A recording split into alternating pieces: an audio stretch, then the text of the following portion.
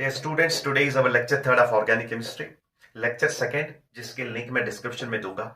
हमने lecture second में in detail आपको समझाया था। जब हमने अटैकिंग रिएजेंट्स पढ़े थे तो हमने न्यूक्लियोफाइल्स के टाइप्स आपको पढ़ाए थे। तो हमने ये समझाया था आपको न्यूक्लियोफाइल जो है हमारे पास तीन टाइप्स के न्यूक्लियोफाइल्स हैं। न्यूक्लियोफाइल जो है they are of three types. First nucleophile जो है that's called lone pair nucleophile. Lone pair nucleophiles. और इस लोन पेयर न्यूक्लियोफाइल्स में हमने दो टाइप्स आपको बताए थे। एक होता है न्यूट्रल न्यूक्लियोफाइल और दूसरा होता है नेगेटिवली चार्ज न्यूक्लियोफाइल। इसके बाद हमने दूसरा आपको क्लास बताया था that's called pi bond nucleophile. यहां पर pi bond will act as a nucleophilic centre. और यहां पर थर्ड देखिए, फिर हमने कहा था हमारे पास सिग्मा बॉन्ड न्यूक्लियोफाइल्स भी है। यहां पर sigma bond will act as a nucleophile. तो देखिए हमने तीन क्लासेस पढ़ाए थे आपको।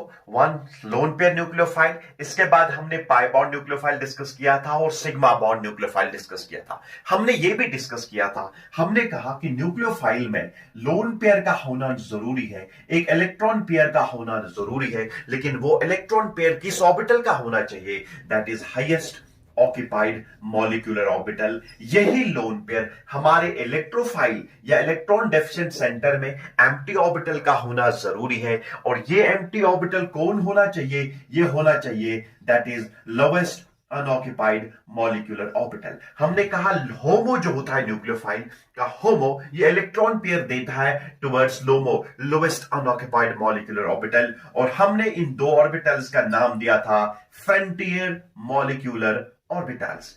Frontier molecular orbitals. तो हमने कहा इलेक्ट्रोफाइल और न्यूक्लियोफाइल आपस में इंटरेक्ट करेंगे, दो ऑर्बिटल्स इंटरेक्ट करते हैं। एक होता है हाईएस्ट ऑक्यूपाइड मॉलिक्यूलर ऑर्बिटल और इलेक्ट्रोफाइल का होता है लोवेस्ट अनऑक्यूपाइड मॉलिक्यूलर ऑर्बिटल। होमो और लोमो आपस में इंटरेक्ट करने के बाद बॉन्ड बनाते हैं। Is this clear? तो इन दो ऑर्बिटल्स का नाम है फ्रंटियर मॉलिक्यूलर ऑर्बिटल्स, जिनको आप कहेंगे FMO। आगे आप पेरिसाइक्लिक रिएक्शंस में इन डिटेल पढ़ेंगे about this frontier molecular orbitals. Is this clear? लेकिन आज देखिए हमें क्या पढ़ना है इन सारी न्यूक्लियोफाइल्स को, whether it's a lone pair nucleophile, whether it's a pi bond nucleophile और सिग्मा बॉन्ड न्यूक्लियोफाइल। इनको हम कंडेंस करेंगे, इनको हम दो इंपॉर्टेंट क्लासेस में डिस्ट्रीब्यूट करेंगे। Is this clear? इन सारे न्यूक्लियोफाइल्स को, whether it's a sigma bond nucleophile, it's a pi bond nucleophile और it's a lone pair nucleophile, इनको हम क्या करेंगे? इनको हम डिस्ट्रीब्यूट करेंगे दो इंपॉर्टेंट क्लासेस में। One is called hard nucleophiles and second is called soft nucleophiles. Because जब हम आगे हार्ड इंट्रैक्शन, सॉफ्ट इंट्रैक्शन पढ़ेंगे, HSAB प्रिंसिपल पढ़ेंगे, वहां बहुत इंपॉर्टेंट, वहां बहुत यानी इसकी बहुत ही वाइटल इंपॉर्टेंस होती है हार्ड इंट्रैक्शन और सॉफ्ट इंट्रैक्शन, जिसको आप कहते हैं HSAB प्रिंसिपल। तो देखिए इन सारे न्यूक्लियोफाइल्स को हम दो इंपॉर्टेंट क्लासेस में डिस्ट्रीब्यूट करेंगे। इन सारे न्यूक्लियोफाइल्स को हम क्या करेंगे? दो इंपॉर्टेंट क्लासेस में डिस्ट्रीब्यूट करेंगे। देखिए फर्स्ट क्लास क्या है? न्यूक्लियोफाइल्स।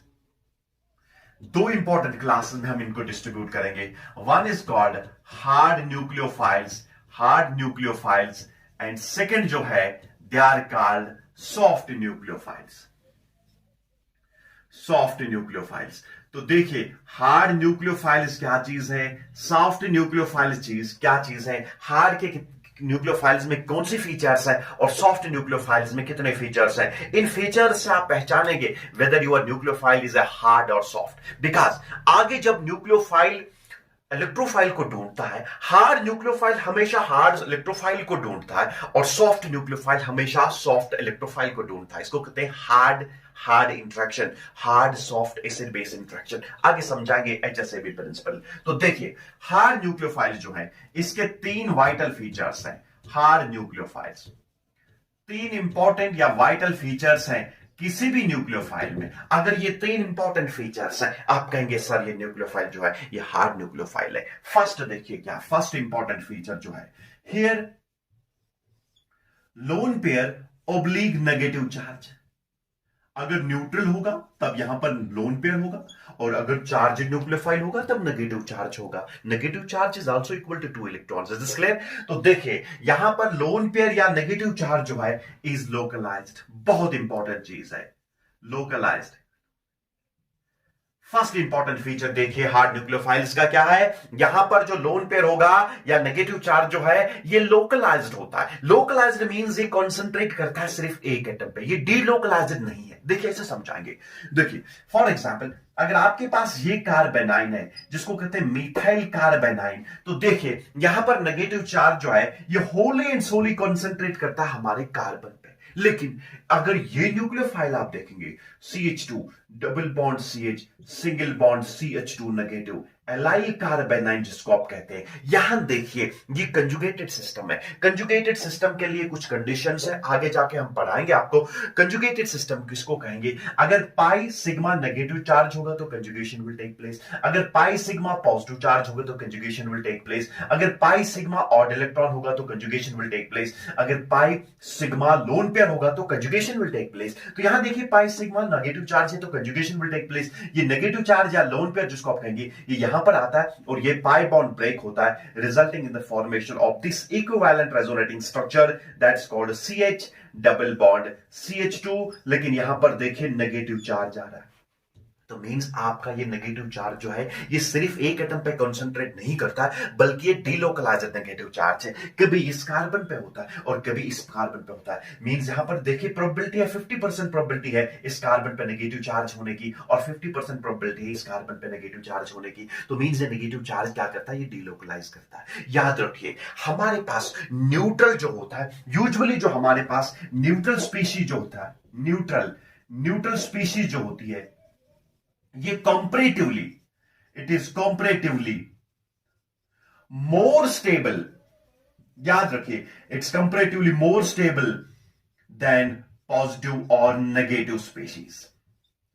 याद रखिए हमारे पास जो न्यूट्रल स्पीशीज होती है वो कंपैरेटिवली स्टेबल होती है पॉजिटिव और नेगेटिव स्पीशीज से। लेकिन अगर यहां पर पॉजिटिव और नेगेटिव, अब हमारे पास कोई ऑप्शन नहीं है, न्यूट्रल नहीं है, आइदर पॉजिटिव है या नेगेटिव है। इनमें भी क्या है, इन पॉजिटिव और नेगेटिव अगर आपके पास दो नेगेटिव आयंस है, देखिए यहां पर देखिए दो नेगेटिव चार्जेस हैं। एक स्पीशीज ऐसी है जिस पे नेगेटिव चार्ज बिल्कुल एक एटम पे कंसंट्रेट करता है और दूसरा स्पीशीज ऐसी है जहां पर नेगेटिव चार्ज डीलोकलाइज्ड है। अब इन दो में अगर कंपैरिजन करना होगा, यहां पर वो चार्जेड स्पीशीज स्टेबल होती है जहां पर चार्ज डीलोकलाइज करता है। देखिए यहां पर चार्ज सिर्फ इस कार्बन पे प्रेशर आ रहा है, कार्बन जो है ये नेगेटिव चार्ज को बेयर नहीं करता है तो ये बहुत ज्यादा अनस्टेबल होगा। हां अगर कोई यहां पर इलेक्ट्रॉन विड्रॉइंग ग्रुप होगा तो इसकी स्टेबिलिटी बढ़ जाती। लेकिन यहां देखिए नेगेटिव चार्ज सिर्फ इस कार्बन पे डीलोकलाइज नहीं है, इस कार्बन पे क्या लोकलाइज नहीं है, रादर ये डीलोकलाइज करता है। तो मींस ये जो है ये स्पीशीज जो है ये नेगेटिव चार्ज जो है it's comparatively more stable then this species, because यहां पर नेगेटिव चार्ज सिर्फ एक एटम पे कंसंट्रेट नहीं करता है बल्कि ये डीलोकलाइज करता है। तो यहां देखिए सिर्फ एक एटम पे डीलोकलाइजेशन, एक एटम पे कंसंट्रेशन है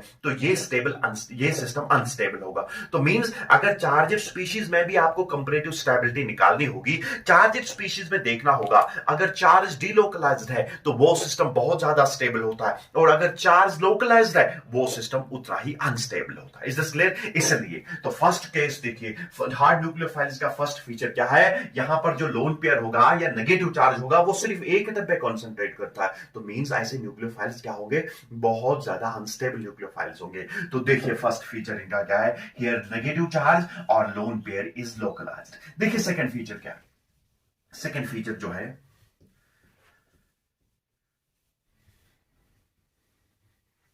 तो सेकंड फीचर जो है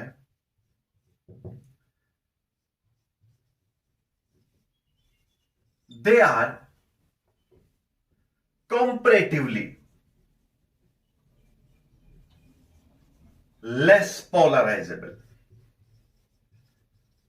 सेकेंड इंपॉर्टेंट फीचर देखिए यहां पर जो नेगेटिव चार्ज होगा, यहां पर जो न्यूक्लियोफाइल है इट्स कंपैरेटिवली लेस पोलराइजेबल। देखिए हम समझाएंगे पोलराइजेबिलिटी क्या चीज है।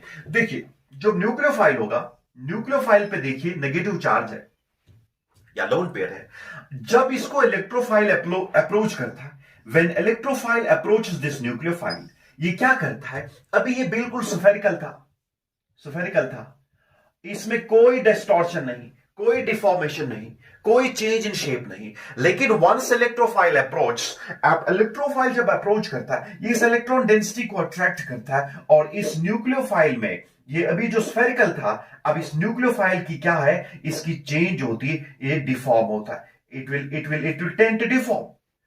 कितनी डिफॉर्मेशन हो जाएगी इस न्यूक्लियोफाइल में, दैट इज कॉल्ड पोलराइजेबिलिटी। अगर कोई न्यूक्लियोफाइल जल्दी जल्दी डिफॉर्म होता है, हम कहेंगे सर इसकी पोलराइजेबिलिटी बहुत ज्यादा है। अगर ये बहुत धीरे धीरे डिफॉर्म होता है तो मींस हम कहेंगे इसकी पोलराइजेबिलिटी कम है। इसका मतलब ये है जब इलेक्ट्रोफाइल न्यूक्लियोफाइल को अप्रोच करता है, इसमें अगर डिफॉर्मेशन जल्दी आती है, बहुत ज्यादा आती है, तो हम कहेंगे it is very very polarisable, इसकी पोलराइजेबिलिटी बहुत ज्यादा है। अगर डिफॉर्मेशन, डिफॉर्मिटी, डिस्टॉर्शन कम आ जाएगा तो हम कहेंगे इसकी पोलराइजेबिलिटी कम है। हमारे हार्ड न्यूक्लियोफाइल्स की पोलराइजेबिलिटी जो है ये बहुत कम है, और in fact they are not polarisable at all, और you can say they are comparatively less polarisable. Mean जब इलेक्ट्रोफाइल अप्रोच करता है, ये अपने इस चार्ज अपने इस शेप को डिस्टॉर्ट नहीं करते। डिस्टॉर्शन, डिफॉर्मिटी या चेंज इन शेप इसमें नहीं आती है। दैट इज व्हाई हम कहेंगे they are comparatively less polarisable. ये दूसरा फीचर है हार्ड न्यूक्लियोफाइल्स का।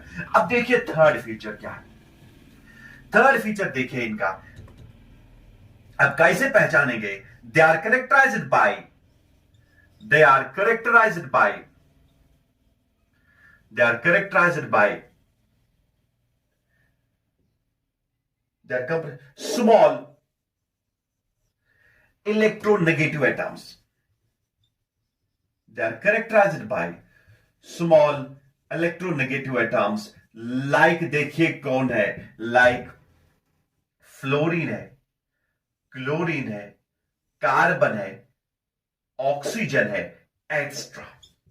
यहां पर देखिए जो न्यूक्लियोफिलिक सेंटर है बहुत ज्यादा इलेक्ट्रोनेगेटिव होता है, और ये इसका साइज छोटा होता है तो इलेक्ट्रोनेगेटिविटी साइज पे डिपेंड करती है। तो देखिए छोटा इलेक्ट्रोनेगेटिव एटम होता है इनमें, तो अगर इलेक्ट्रोनेगेटिव ज्यादा है तो मींस ये इस लोन पेयर को जल्दी जल्दी रेडिली डोनेट नहीं कर पाता है। तो याद रखिए इनमें हमेशा स्मॉल इलेक्ट्रोनेगेटिव एटम्स होते हैं, like fluorine, chlorine, carbon, oxygen, extra. Is this clear? अब देखिए एग्जाम्पलीफाई करेंगे हम। देखिए एग्जाम्पल्स में क्या क्या लेंगे हम इलेक्ट्रोफाइल्स के, हार्ड इलेक्ट्रोफाइल्स में। देखिए हाइड्रोक्सिल आइन है हमारे पास, OH नेगेटिव है, या हमारे पास एल्कोक्स आइन है, RO नेगेटिव है, या हमारे पास देखिए ROH अल्कोहल्स हैं, या हमारे पास देखिए ईथर्स हैं, बिकॉज यहां ऑक्सीजन इज एन इलेक्ट्रोफाइल, या हमारे पास देखिए F नेगेटिव है, या यहां देखिए हमारे पास क्या है, CH3 नेगेटिव है, methyl carbamide.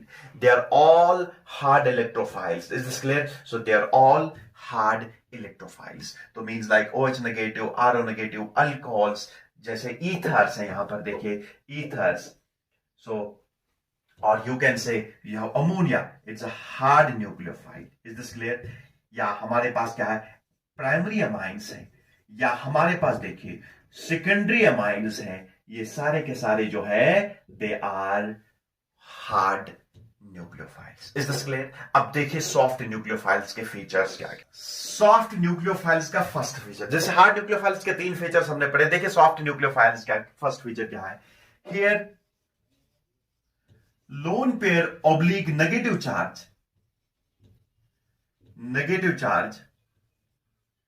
is quite delocalized, या और presenting large orbitals। देखिए फर्स्ट फीचर क्या है, यहां पर जो नेगेटिव चार्ज है, या अगर ये चार्जित न्यूक्लियोफाइल है, या अगर न्यूट्रल न्यूक्लियोफाइल है तब लोन पेयर कहेंगे। यहां पर जो नेगेटिव चार्ज है या लोन पेयर है, ये क्या है, ये क्वाइट डीलोकलाइज्ड है। ये सिर्फ एक एटम पे कॉन्सेंट्रेट नहीं करता है, rather it delocalises between various atoms. Is this clear? तो फर्स्ट, या हम कहेंगे ये जो नेगेटिव चार्ज होती है ये किसी बड़े ऑर्बिटल में होता है, जिस ऑर्बिटल का वॉल्यूम ज्यादा होता है। तो देखिए फर्स्ट फीचर जो है यहां पर लोन पेयर या नेगेटिव चार्ज जो है ये क्वाइट डीलोकलाइज्ड है, और या किसी बड़े ऑर्बिटल में प्रेजेंट होता है। और सेकंड देखिए, दे आर हाईली पोलराइजेबल।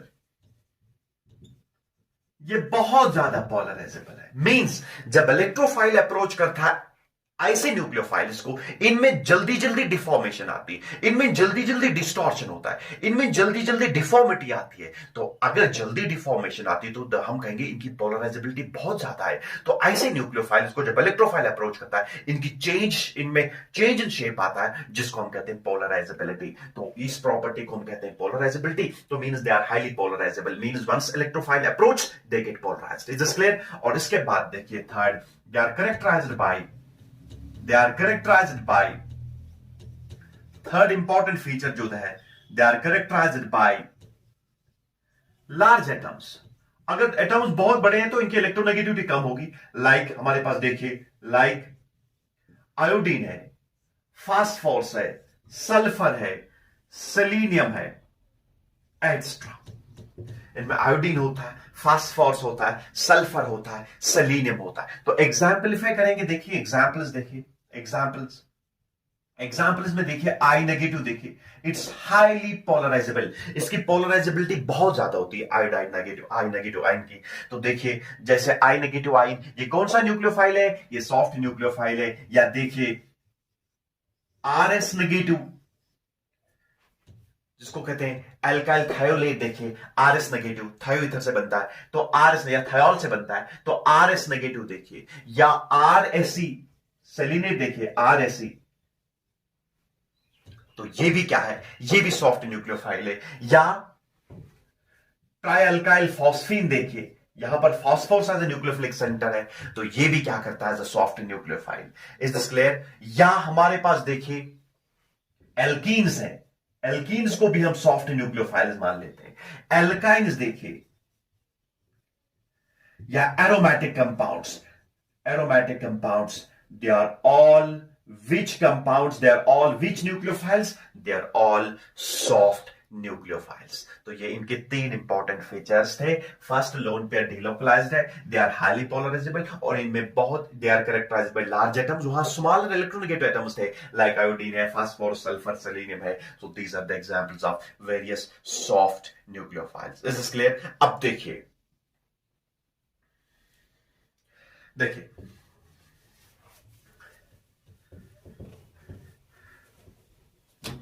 जब आपने एसिड बेस कॉन्सेप्ट में आपने पढ़ा होगा HSAB प्रिंसिपल, जिसको कहते हैं hard soft acid base principle, HSAB principle कहता है, HSAB इसको कहते हैं, पेयरसन ने दिया था, पेयरसन प्रिंसिपल जिसको आप कहते हैं, that is hard soft acid base, hard soft acid base principle. ये क्या कहता है? देखिए बेस इलेक्ट्रॉन पेयर डोनर को कहेंगे लेविस बेस, और इलेक्ट्रॉन पेयर एक्सेप्ट करने वाले को हम लेविस एसिड कहेंगे। तो जैसे इलेक्ट्रोफाइल बिहेव करता है एज अ लेविस एसिड, और nucleophile will behave as a base, because electron pair donor is called a Lewis base, electron pair acceptor is called a Lewis acid. तो देखिए हमारे पास hard soft acid base principle कहता है, hard electrophiles tend to react with, कभी stability पे question आता है, tend to react with hard nucleophiles,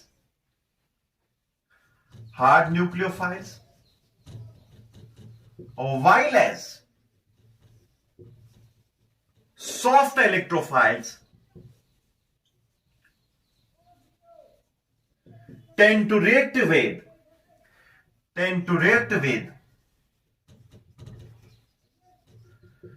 soft nucleophiles. तो मींस अगर हमारे पास दो न्यूक्लियोफाइल्स है, एक हार्ड है दूसरा सॉफ्ट है, हार्ड न्यूक्लियोफाइल हमेशा कोशिश करता है कि हार्ड इलेक्ट्रोफाइल के साथ रिएक्ट करे, और सॉफ्ट न्यूक्लियोफाइल हमेशा कोशिश करता है कि सॉफ्ट न्यूक्लियोफाइल के साथ रिएक्ट करे। मींस प्रेफरेंस है, सिलेक्टिविटी होती है यहां पर। हार्ड इलेक्ट्रोफाइल हमेशा सिलेक्ट करता है हार्ड इलेक्ट्रोफाइल को, हार्ड इलेक्ट्रोफाइल हमेशा हार्ड न्यूक्लियोफाइल को सिलेक्ट करता है, और सॉफ्ट इलेक्ट्रोफाइल हमेशा इसकी टेंडेंसी रहती है to react with soft nucleophile, and this principle is called HSAB. ये पेयरसन ने दिया था, that's hard soft acid base. Hard electrophiles tend to react with hard nucleophiles and soft electrophiles tend to react with soft nucleophiles, or vice versa. You can say hard nucleophiles tend to react with hard electrophiles, or you can say soft nucleophiles tend to react with soft electrophiles. Is this clear? तो ये हमारे पास दो important classes थे nucleophiles के, एक था hard nucleophile और दूसरा था soft nucleophile. Is this clear? तो तीनों के तीनों फीचर्स हमने पढ़े. हार्ड और सॉफ्ट में कैसे आप पहचानेंगे हार्ड न्यूक्लियोफाइल को और सॉफ्ट न्यूक्लियोफाइल को कैसे पहचानेंगे. इसके अलावा हमारे पास और एक न्यूक्लियोफाइल होता है जिसको कहते हैं एम्बिडेंट न्यूक्लियोफाइल. देखिए समझाएंगे. और एक इंपॉर्टेंट न्यूक्लियोफाइल होता है that's called ambient nucleophile. Ambient nucleophile. ये एम्बिडेंट न्यूक्लियोफाइल जो है, न्यूक्लियोफाइल्स, ये कौन से न्यूक्लियोफाइल्स हैं? न्यूक्लियोफाइल्स which are characterized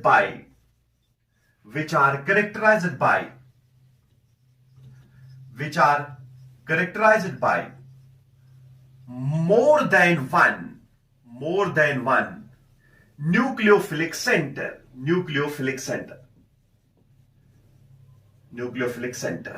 अगर किसी न्यूक्लियोफाइल में एक से ज्यादा न्यूक्लियोफिलिक सेंटर्स है, ऐसे न्यूक्लियोफाइल्स को हम कहेंगे एम्बिडेंट न्यूक्लियोफाइल्स. देखिए एग्जाम्पलीफाई करेंगे. देखिए एग्जाम्पल्स में देखिए हम.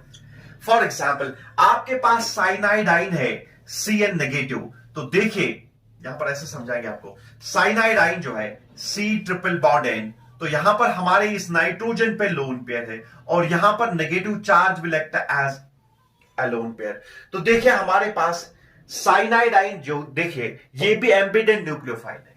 यहां पर या तो ये न्यूक्लियोफिलिक सेंटर नाइट्रोजन एक्ट करेगा या न्यूक्लियोफिलिक सेंटर कार्बन एक्ट करेगा. ये डिपेंड करेगा किसकी न्यूक्लियोफिलिसिटी ज्यादा. आगे हम समझाएंगे न्यूक्लियोफिलिसिटी और बेसिटी. न्यूक्लियोफिलिसिटी किन फैक्टर्स पर डिपेंड करती है समझाएंगे आगे. तो मींस इसमें दो न्यूक्लियोफिलिक सेंटर्स हैं, या तो नाइट्रोजन एक्ट करेगा एज अ न्यूक्लियोफाइल या तो कार्बन एक्ट करेगा एज अ न्यूक्लियोफिलिक सेंटर. ऐसे न्यूक्लियोफाइल का नाम है एम्बिडेंट न्यूक्लियोफाइल. इतना ही नहीं, साइनाइड देखिए C ट्रिपल बॉन्ड N, और यहां पर देखिए नाइट्रोजन पे लोन पेयर है और यहां पर देखिए 2 2 4 2 6 और यहां पर नेगेटिव चार्ज, ये भी लोन पेयर है. तो देखिए यहां पर either sulphur will act as a nucleophilic centre और nitrogen will act as a nucleophilic centre. तो ये भी एम्बिडेंट न्यूक्लियोफाइल है. या नाइट्राइट आइन देखिए,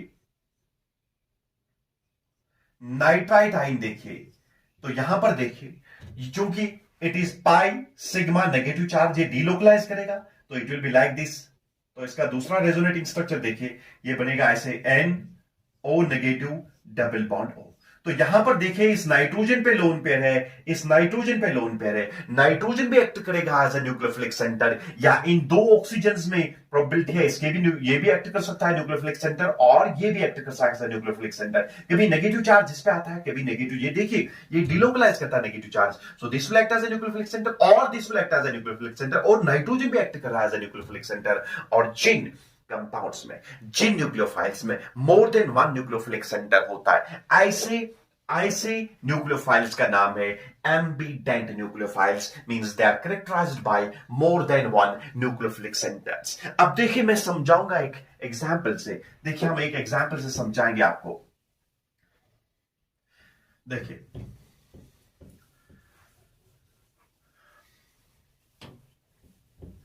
हमारे पास अगर हम एक कंपाउंड लेंगे दैट्स कॉल्ड, ये पोलर एप्रोटिक सॉल्वेंट है जिसका नाम है dimethyl sulphoxide. It's called dimethyl sulphoxide. ये हमारे पास पोलर एप्रोटिक सॉल्वेंट है जिसको कहते हैं DMSO. It's a polar aprotic solvent. आगे समझाएंगे जब हम न्यूक्लियोफिलिसिटी और बेसिटी का कंपैरिजन करेंगे पोलर प्रोटिक सॉल्वेंट्स में और पोलर एप्रोटिक सॉल्वेंट्स में, वहां क्लियर करेंगे. तो देखिए ये डाइमीथाइल सल्फॉक्साइड जो है, देखिए हमारे पास इस ऑक्सीजन पे देखिए दो लोन पेयर्स हैं हमारे इस ऑक्सीजन पे, और हमारे इस सल्फर पे एक लोन पेयर है. तो मींस यहां पर ये भी एम्बिडेंट न्यूक्लियोफाइल है। यहां या तो ऑक्सीजन एक्ट करेगा एज ए न्यूक्लियोफिलिक सेंटर, या तो सल्फर एक्ट करेगा एज ए न्यूक्लियोफिलिक सेंटर। लेकिन हमें देखना होगा इन दो में से कौन न्यूक्लियोफिलिक सेंटर एक्ट करे। दोनों के दोनों न्यूक्लियोफिलिक सेंटर एक्ट करेंगे, लेकिन सबसे बेटर न्यूक्लियोफाइल कौन होगा, न्यूक्लियोफिलिक सेंटर कौन होगा। देखिए अगर हम इस कंपाउंड की मिथाइलेशन करेंगे, सपोज हमारे पास आयोडोमीथेन, हम इसको ट्रीट करेंगे, यहां कार्बन और आयोडीन के बीच में पोलर बॉन्ड है, इस पर डेल्टा नेगेटिव आ जाएगा और इस पर डेल्टा पॉजिटिव आ जाएगा। ये इलेक्ट्रोफिलिक सेंटर है, तो ये हमारे पास न्यूक्लियोफिलिक सेंटर है, ये न्यूक्लियोफिलिक सेंटर है। देखिए फर्स्ट केस में हम क्या करेंगे, हम देखेंगे अगर सल्फर ने एक्ट किया एज ए न्यूक्लियोफिलिक सेंटर, तो सल्फर ने इस पर इलेक्ट्रॉन पेयर डोनेट कर दी, तब देखिए क्या होगा। तो हमारे पास जो कंपाउंड बनेगा, तो हमारे पास सल्फर, ऑक्सीजन और इसके साथ देखिए CH3 और इन एडिशन टू दैट इसने और एक मिथाइल को इलेक्ट्रॉन पेयर डोनेट कर दिया। ऐसा करने से इस पे पॉजिटिव चार्ज आ जाएगा, और जब इस पे पॉजिटिव चार्ज आ जाएगा, और तो यहां पर हम आयोडीन लिखेंगे I नेगेटिव, तो it's called S methylation product. लेकिन दूसरा केस देखिए, अगर ऑक्सीजन ने एक्ट किया एज ए न्यूक्लियोफिलिक सेंटर, तब हमारे पास दूसरा केस ये आ जाएगा, यू विल बी गेटिंग, देखिए सल्फर पे देखिए CH3 और यहां पर देखिए CH3, लेकिन जब ऑक्सीजन लोन पेयर देता है तो ऑक्सीजन पे पॉजिटिव चार्ज आ जाएगी। तो देखिए ऑक्सीजन देखिए, तो इसके साथ मिथाइल ग्रुप अटैच हुआ, लेकिन ऑक्सीजन देखिए, oxygen is more electronegative than sulphur, इस पे पॉजिटिव चार्ज बहुत ज्यादा अनस्टेबल सिस्टम क्रिएट करता है, ये जल्दी जल्दी इस बॉन्ड को हेटेरोलिटिक क्लीवेज करता है। तो हमारे पास देखिए कौन सा प्रोडक्ट बनता है, यू आर गेटिंग CH3 और इसके बाद देखिए इट इज OCH3। तो यहां पर देखिए पॉजिटिव चार्ज तब भी सल्फर पे आता है, because oxygen is more electronegative. अगर इस पे पॉजिटिव चार्ज आ जाएगा, ये और ज्यादा इलेक्ट्रोनेगेटिव बनता है, इस पाई बॉन्ड को हेटेरोलिटिक क्लीवेज करता है। लेकिन यहां पर मिथाइल अटैच हुआ ऑक्सीजन के साथ, तो हम कहेंगे इसको ओ मिथाइलेशन प्रोडक्ट। तो देखिए, तो इट्स कॉल्ड ओ मिथाइलेशन। अब देखना होगा कि अब ज्यादा एस मिथाइलेशन होगी या ओ मिथाइलेशन होगी। सल्फर पे मिथाइल हुआ, तो अब देखना होगा ये एस मिथाइलेशन ज्यादा होगी या ओ मिथाइलेशन ज्यादा होगी। This is O methylation and this is S methylation. अब देखना होगा ज्यादा एस मिथाइलेशन प्रोडक्ट बनेगा या ओ मिथाइलेशन प्रोडक्ट बनेगा। ये डिपेंड करता है सबसे ज्यादा फास्ट न्यूक्लियोफिलिक सेंटर किसमें न्यूक्लियोफिलिसिटी ज्यादा होगी। देखिए जब हम डाउन द ग्रुप जाएंगे, अगर आप देखेंगे ग्रुप 16 की बात करेंगे, जिसमें ऑक्सीजन आता है, सल्फर आता है, selenium, tellurium and polonium. Down the group जो ही हम जाएंगे, इलेक्ट्रोनेगेटिविटी डिक्रीज होगी। अगर इलेक्ट्रोनेगेटिविटी डिक्रीज होगी तो oxygen is more electronegative than sulphur. Oxygen means more electronegative, means it will not donate the electron pair readily. और अगर कोई सेंटर की इलेक्ट्रोनेगेटिविटी कम होगी तो मींस वो विलिंग है इलेक्ट्रॉन पेयर डोनेट करने की। अगर न्यूक्लियोफाइल जल्दी जल्दी लोन पेयर डोनेट करता है तो हम कहेंगे इसकी न्यूक्लियोफिलिसिटी ज्यादा है। यहां देखिए down the group nucleophilicity will increase because oxygen is more electronegative, ये जल्दी लोन पेयर को नहीं देता है। सल्फर कंपैरेटिवली लेस इलेक्ट्रोनेगेटिव है, ये जल्दी जल्दी लोन पेयर को देगा। इसलिए यहां पर सल्फर पहले एक्ट करेगा एज ए न्यूक्लियोफाइल, तो एस मिथाइलेशन प्रोडक्ट जो होगा ये ज्यादा बनेगा as compare to O methylation. दोनों हो जाएंगे लेकिन सबसे ज्यादा एस मिथाइलेशन होगा। तो कंपैरेटिव न्यूक्लियोफिलिसिटी जब हम कंपेयर करेंगे, sulphur is more nucleophilic than oxygen, that is why S methylation will take place as compare to O methylation. So this will be formed more, this will be formed less. Is this clear? तो means यहां पर देखना होगा comparative nucleophilicity किसकी है, जिसकी nucleophilicity ज्यादा होगी वही इलेक्ट्रॉन पेयर डोनेट करता है, और जिसकी न्यूक्लियोफिलिसिटी कम होगा वो इलेक्ट्रॉन पेयर को डोनेट नहीं करता। Is this clear? तो इसलिए here S methylation will take place instead of O methylation. Is this clear? Now let's take